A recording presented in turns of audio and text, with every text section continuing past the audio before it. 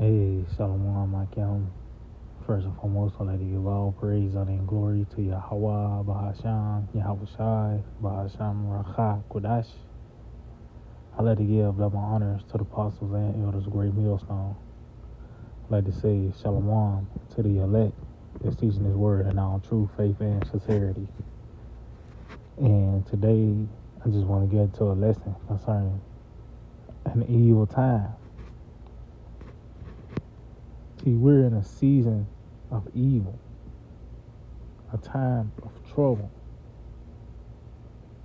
a time of distress and anguish.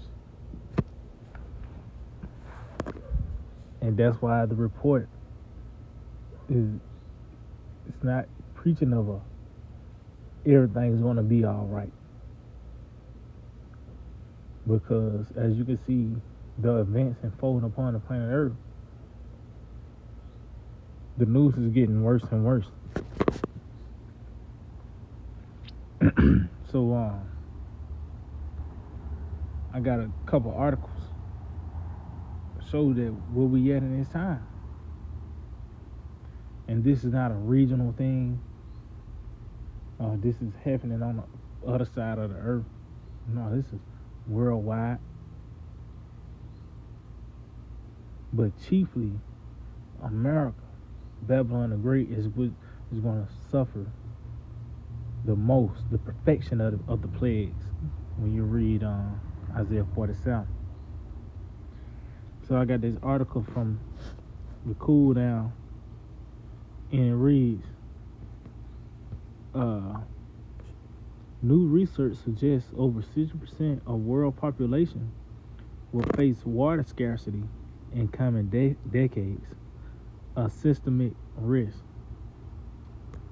He said the lack of clean water presents a systemic risk, which is becoming increasingly difficult to ignore.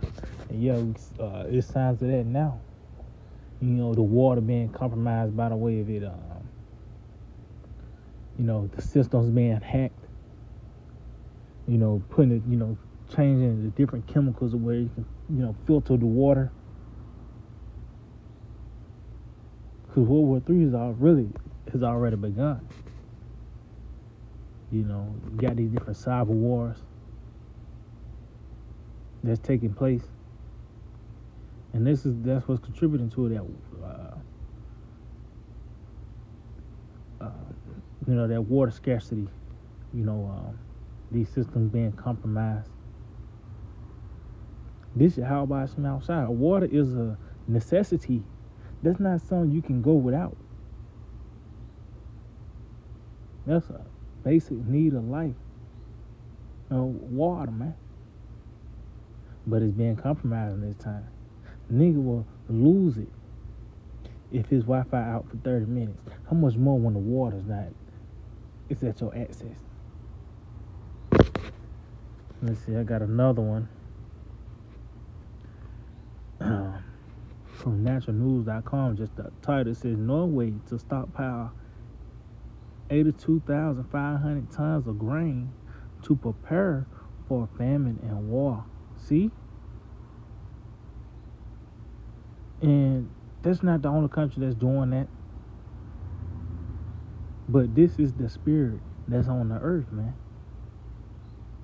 Famine, war, pestilence. The perplexity.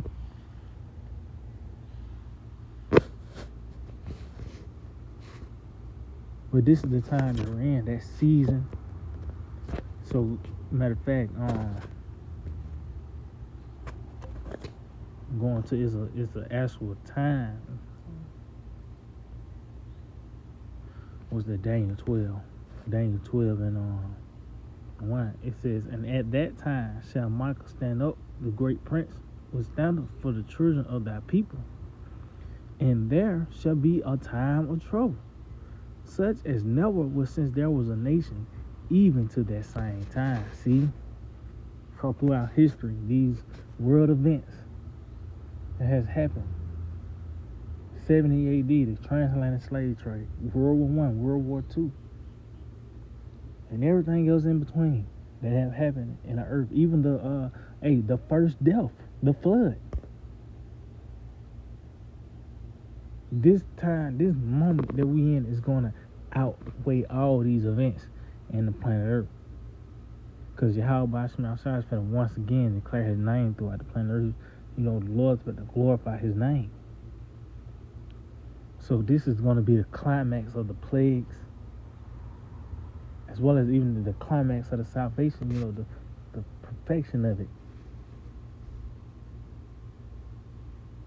But it's a time like no other. That's why you see the technology on display. You got cars and shit. See, the Lord has set up this situation, man. This scenario. We've set up Esau to where now you got planes. Not just airplane, you got fighter jets. Now that war in heaven makes more sense now. This is that time. It said, and at that time, thy people shall be delivered, everyone that shall be found written in the book, and that's concerning the elect. Those that are in Yahweh Shai, those are the ones who are going to be kept and preserved. So that's that ark. The Lord is that ark, man. And being in his word is going to be kept from that turbulence that's on the rise. Because it's really here. It's only going to increase. So let me get something real quick. It says it's going to be a time of trouble. In that time, Habakkuk chapter, chapter 3. Well, I might go back to chapter 2, but Habakkuk 3 and verse 2, it reads, O Lord, I have heard thy speech and was afraid. See? And that's what the report, when it's brought out properly in its purest form, the testimony of Yahweh Shai, which is on display by the men in great millstones, or the apostles and elders on down, when the proper reaction is to fear, man.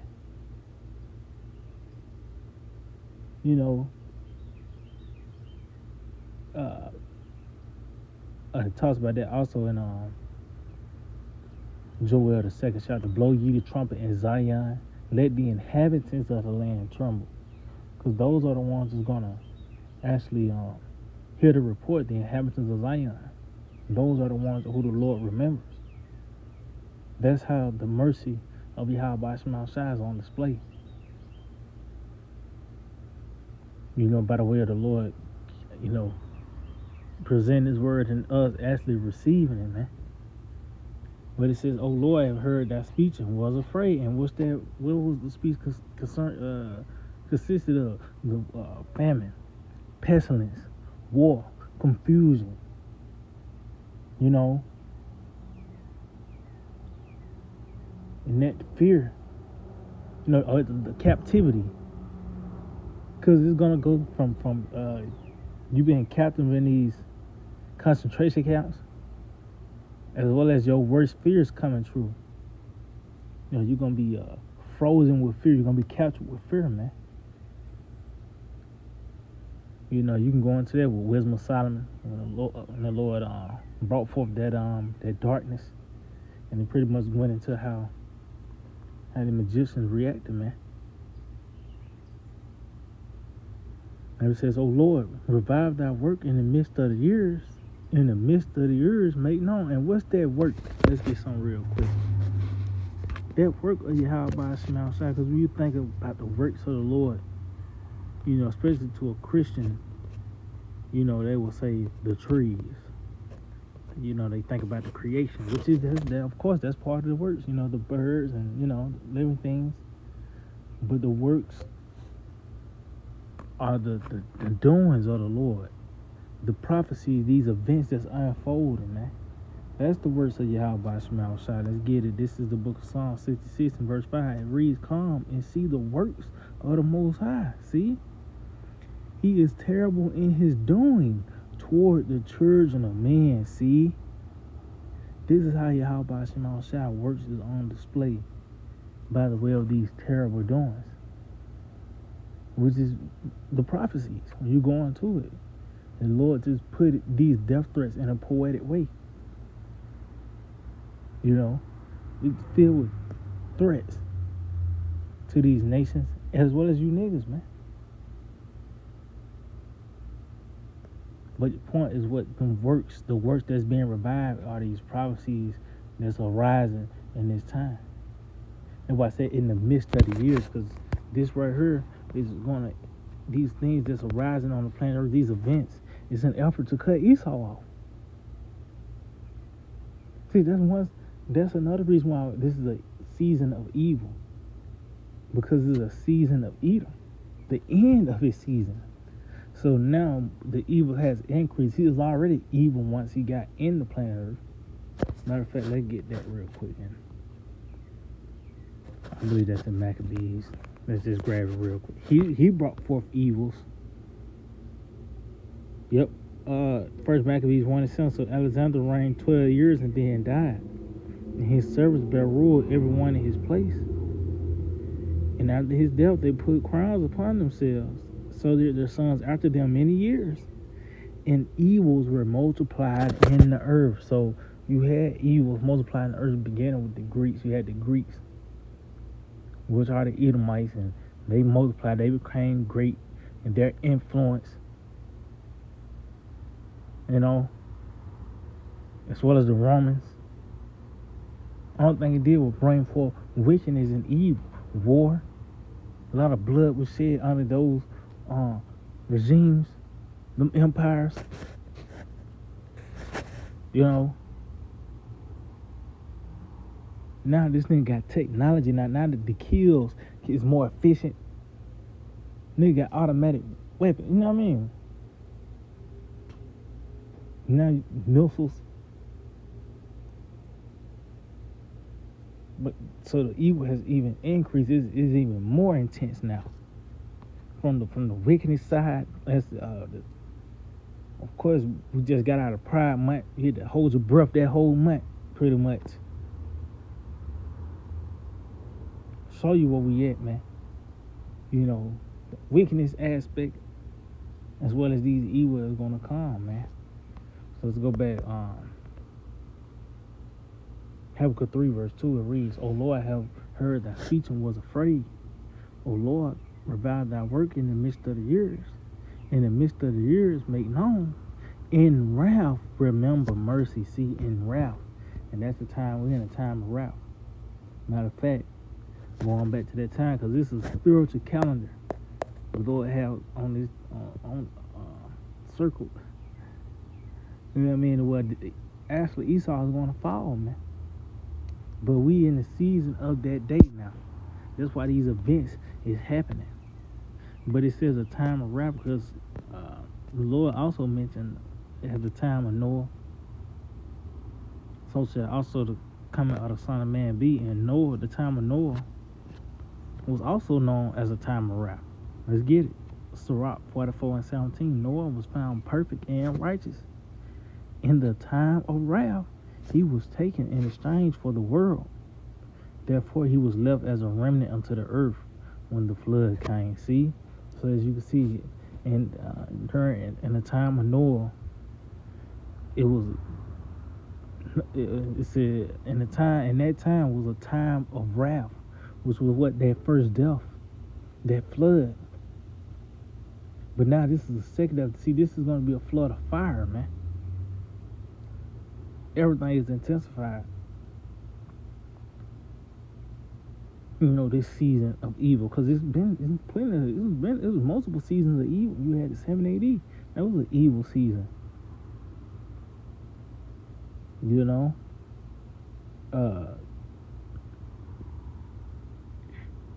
The transatlantic slave trade, as I mentioned earlier, these different wars, those were evil times. But we in this moment in time, and this is gonna top everything, man.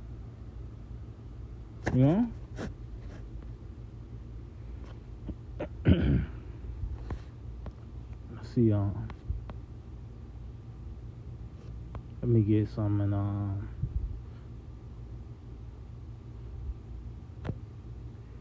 What's that? Yeah, I'm gonna end off on this in the book of Ecclesiastes chapter 9.